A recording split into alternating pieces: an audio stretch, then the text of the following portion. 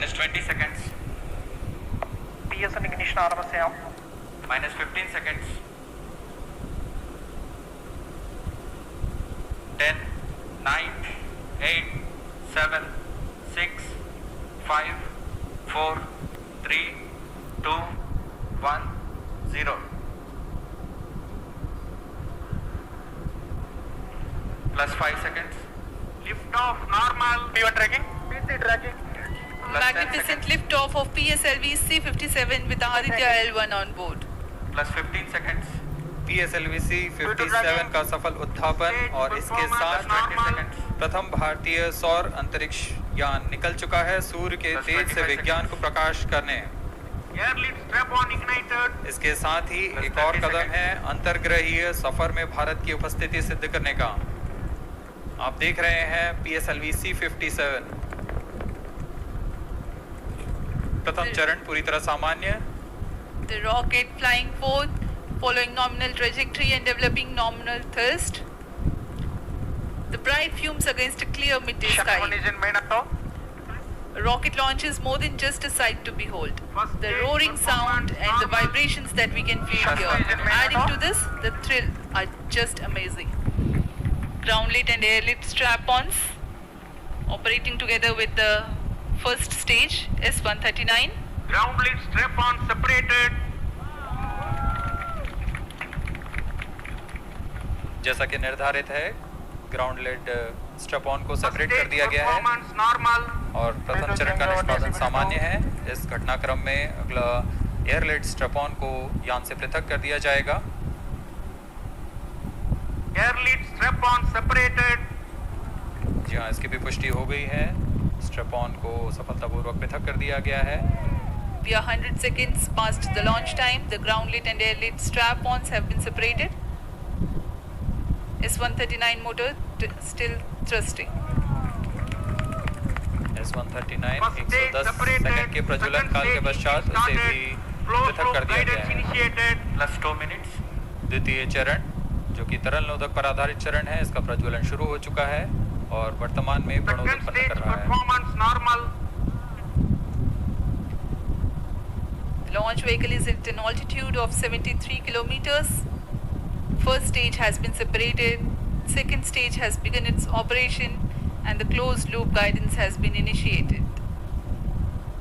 According to the announcement by Range Operations Director, PS2 is developing nominal thrust. PS2 41 ton के तरल नोदक पर आधारित चरण है।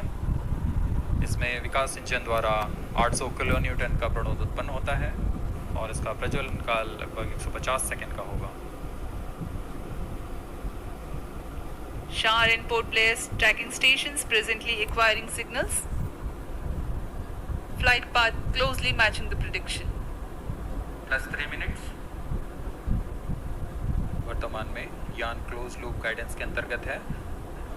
Second stage performance normal. यान की ऊंचाई 106 किलोमीटर तथा सापेक्ष गति 3 किलोमीटर प्रति second.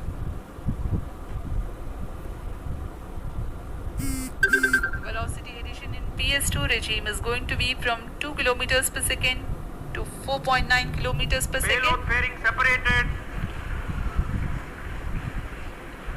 The payload fairing covering the Aditya L1 spacecraft has been separated. The current altitude of the launch vehicle is 118 kilometers. Relative velocity exceeding 3.8 kilometers per second.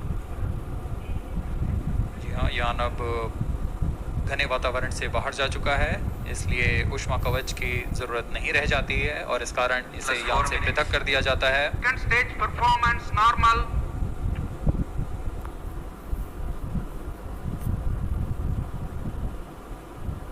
द्वितीय चरण वर्तमान में प्रणोद उत्पन्न करता हुआ और यान पूरी तरह सामान्य प्रदर्शन करता हुआ अपने अनुमानित पथ की ओर बढ़ रहा है।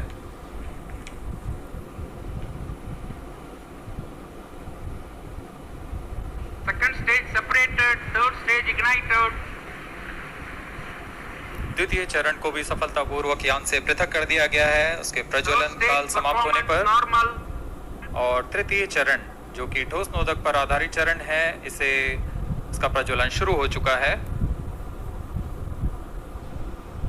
We are close to 5 minutes past the launch time.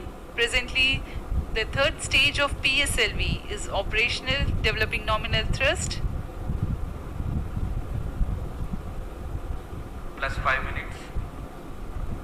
तृतीय चरण में 7.6 टन के ठोस नोदक का प्रयोग होता है और इसका प्रज्वलन काल 117.7 सेकेंड का होगा, इस दौरान यह 240 किलोन्यूटन का प्रणोद उत्पन्न करेगा।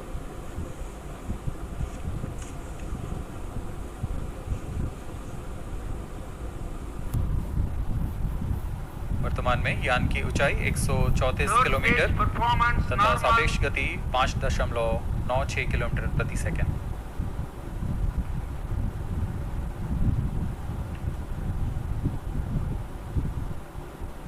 जैसा कि हम जानते हैं, PSLV सबसे विश्वसनीय रॉकेट रहा है इसरो का।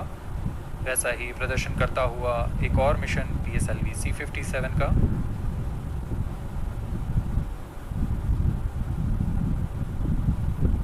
For the present mission, after PS3 completes its burn duration, a coast phase of 200 seconds will follow, in which the rocket will continue to be steered while there is no development of thrust.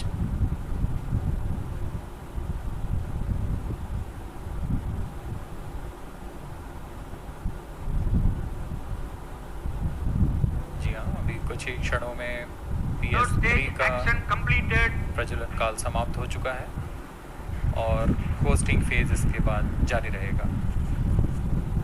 Vehicle in combined hosting for approximately 200 seconds.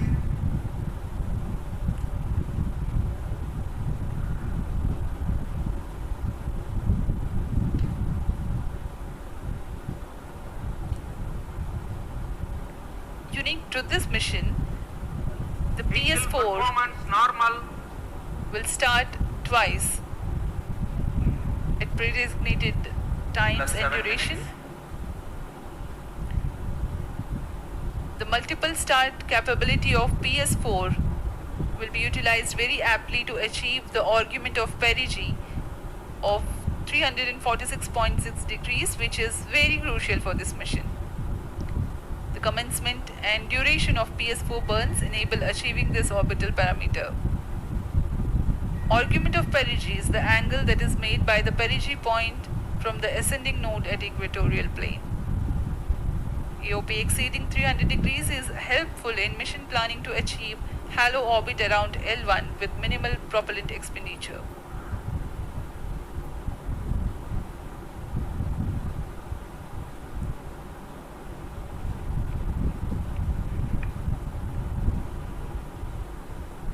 सभी वैज्ञानिक गहनता से अध्ययन करते हुए इन आंकड़ों का, जो कि ग्राउंड स्टेशन द्वारा प्रसारित किए जा रहे हैं।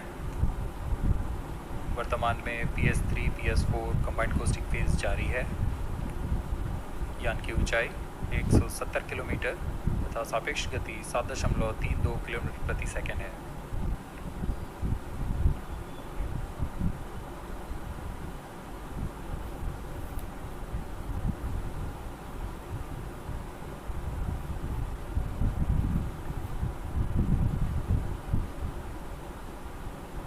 Vehicle performance normal.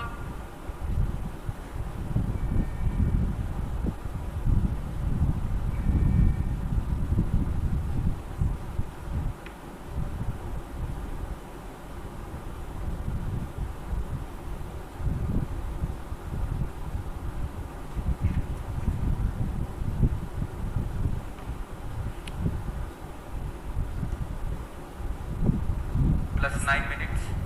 Speaking a few words about the Aditya L1, describing the sun, Indian Vedas have said, Yesha Bhagavan Manirakash Mandalasya Chakravarti Khechara Chakrasya Deepako Brahmanda Bhandasya Asayayuva Charkati Bharvati Jarhati Jagat. This mighty jewel, the light of eastern sky, who generates, operates and destroys the universe, while the energy of sun, after having filtered by the atmosphere, is available for the sustenance of earth, The explosive phenomena in sun and the solar flares are a cause for concern to the spacecraft and human space missions. The vantage point for such observations is a place in between the sun and Earth. Third stage separated. Now we have a successful separation event of the third stage of Separated PSLV. hosting. It is approximately 900 seconds. plus 10 minutes.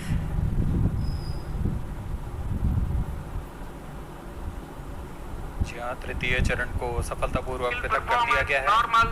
और अब PS4 costing phase पर है। इस दौरान कोई भी प्रणोद उत्पन्न नहीं हो रहा है। यान प्राप्त संवेग से आगे बढ़ता हुआ और निर्धारित पथ का अनुकरण करता हुआ जा रहा है। We are 627 seconds from the launch. For another 600 more seconds or so, we will be tracking data from the BIAX ground station.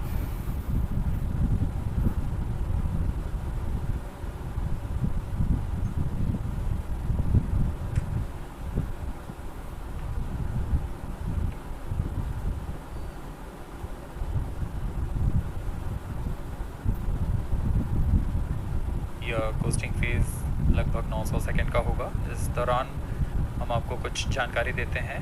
Lagrange point से जुड़ी कुछ रोचक तथ्य भी हैं, जैसे कि इस पॉइंट का नाम एक इटालियन फ्रेंच गणितज्ञ जोसेफ लुइग लैग्रेंज के सम्मान में रखा गया था। उन्होंने 1972 में इसे अपनी तकनीकी प्रपत्र जनरल 3 बॉडी प्रॉब्लम में वर्णित किया है, लेकिन इससे पहले भी 3 पॉइंट L1, L2 और L3 को खोजने का श्रेय स्विस गणितज्ञ लियोनार्ड ऑयलर को जाता है। L1 पॉइंट पर नासा ने पहले ही सोलर एंड हेलियोस्फेरिक ऑब्जर्वेटरी सोहो को पहुंचा चुका है और विश्व प्रसिद्ध जेम्स वेब टेलीस्कोप को L2 लैग्रेंज पॉइंट पर स्थापित किया गया है। L1 की पृथ्वी से सूर्य की दिशा में दूरी लगभग 15 लाख किलोमीटर है और इसे हम एस्ट्रोनॉमिकल यूनिट में 0.01 एस्ट्रोनॉमिकल यूनिट कह सकते हैं। यह पृथ्वी से सूरज की दूरी का केवल 1% है।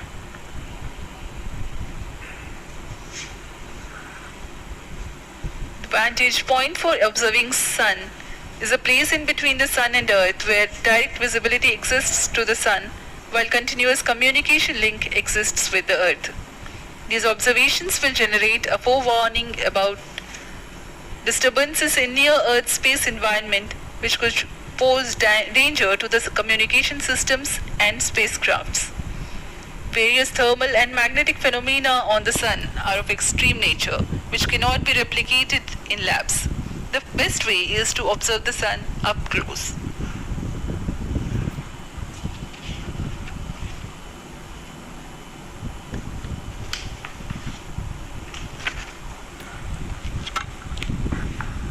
The distance between the Earth and Sun is approximately 150 million kilometers.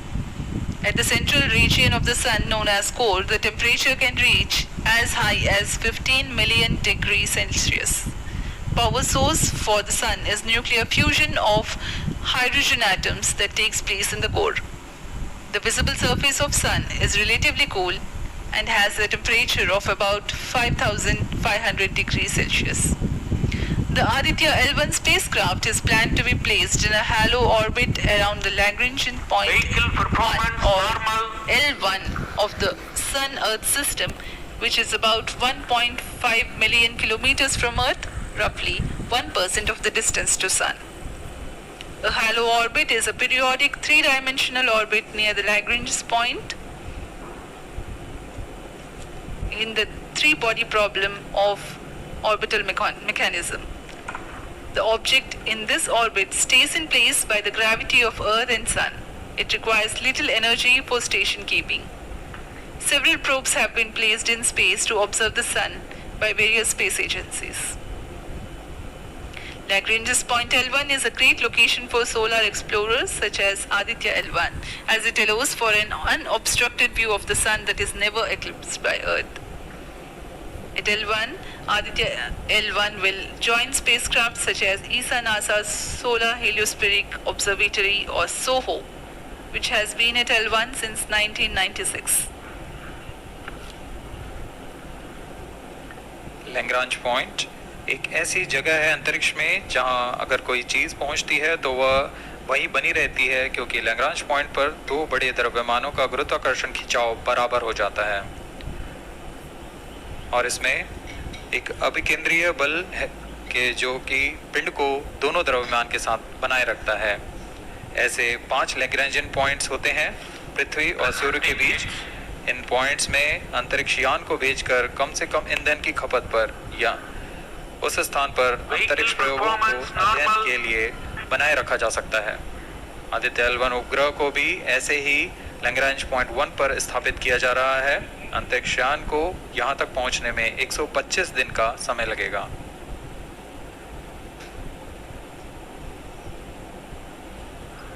इस लैग्रांजियन पॉइंट्स के कुछ फायदे होते हैं, जैसे हम यहाँ आदित्य L1 के बारे में बात कर रहे हैं तो यह अंतरिक्ष यान लैग्रांजियन पॉइंट 1 के पास जाएगा और यहाँ ऐसा पॉइंट है जहाँ से सूर्य को बिना किसी ग्रहण या रुकावट के निरंतर देखा जा सकेगा और अध्ययन किया जा सकेगा। दूसरा फायदा यह कि विभिन्न मापन या विश्लेषणों के लिए किसी भी तरह की रुकावट या कमी नहीं आएगी। वायु न होने की वजह से इससे दूर तक स्पष्ट देखा जा सकेगा। लैग्रांज पॉइंट पर इस वेधशाला को रखने का मुख्य कारण यह भी है कि यहाँ उपग्रह लगभग स्थिर रहेगा और उपग्रह के अभिवृद्धि नियंत्रण के लिए अधिक ईंधन की आवश्यकता नहीं होगी।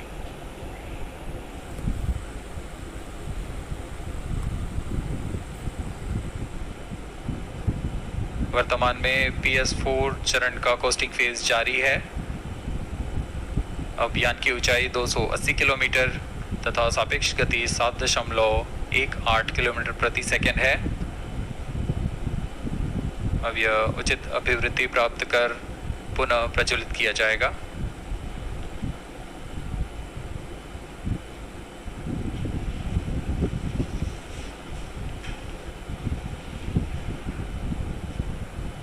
Vehicle performance normal.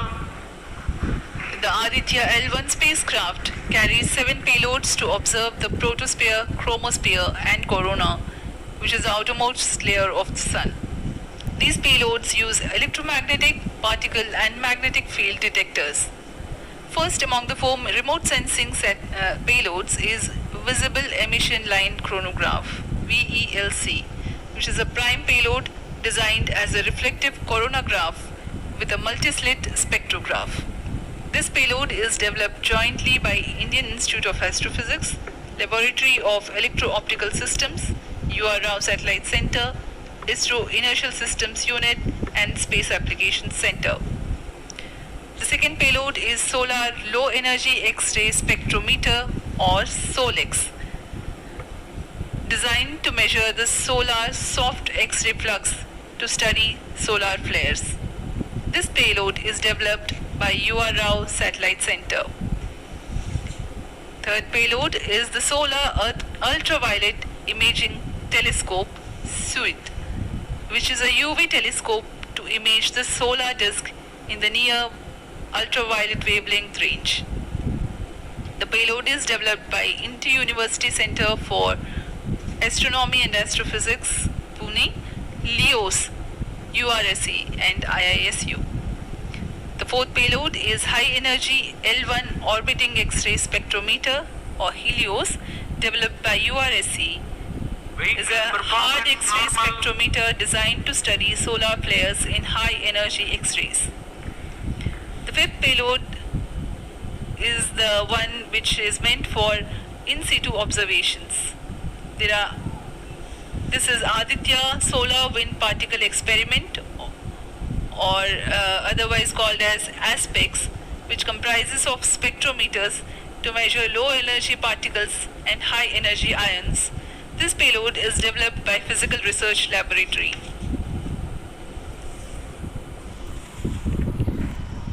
The sixth payload is Plasma Analyzer Package for Aditya, in short PAPA.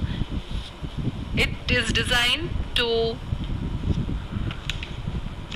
understand the solar winds and its composition and perform mass analysis of solar winds. This payload is developed by Vikram Sarabhai Space Center. The 7 payload is a magnetometer or mag developed by LEOs, which will measure the low intensity interplanetary magnetic field in space using a pair of magnetic sensors.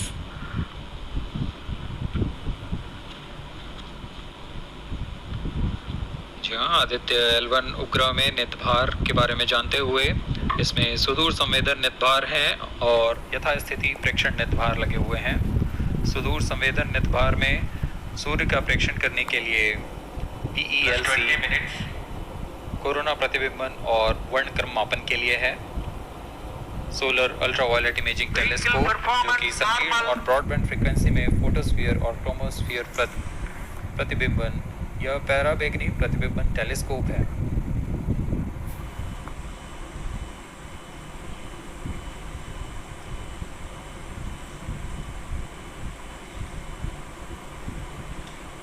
इसी क्रम में अगला है SOLEX solar low energy x-ray spectrometer जो कि soft x ray वर्णक्रम मापी है जो कि सूर्य के प्रेक्षण के लिए प्रयोग किया जाएगा।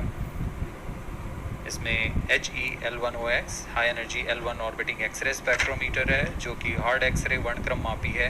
इसकी अभिकल्पना सोलर फ्लेयर के अध्ययन के लिए की गई है।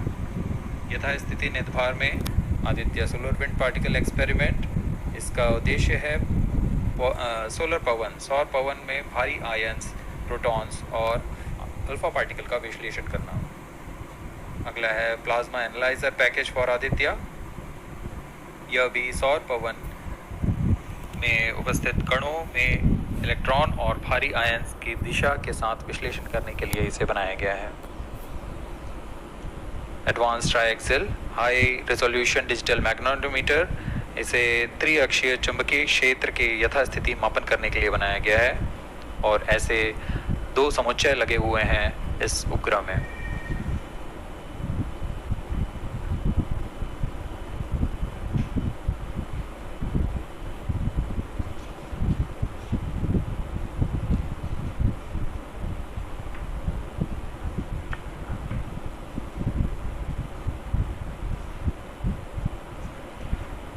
Vehicle performance normal. यान पूरी तरह सामान्य, सभी तंत्र सामान्य रूप से कार्य कर रहे हैं और यान अपनी उद्दिष्ट कक्षा की ओर बढ़ रहा है।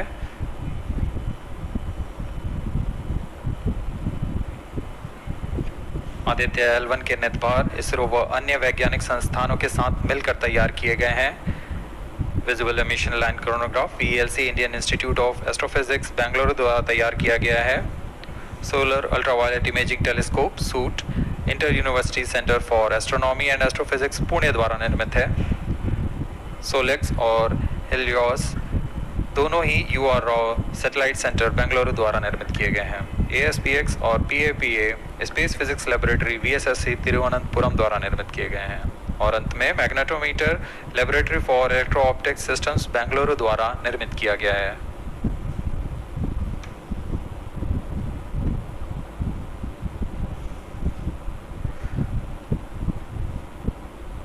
यह कोस्ट फेज जारी रहने वाला है। आइए इस अंतराल में आपको लिए चलते हैं इस मिशन से जुड़ी चर्चा में, जहां वरिष्ठ वैज्ञानिक हमारे प्रश्नों के उत्तर देंगे और फिर इस चर्चा के बाद हम वापस आएंगे लाइव इवेंट्स में। As we are in the low visibility region of the flight path, we take you to the discussion room where the key personnel connected with the Aditya L1 will enlighten more on the payloads and details. Over to discussion room. Welcome viewers. After India's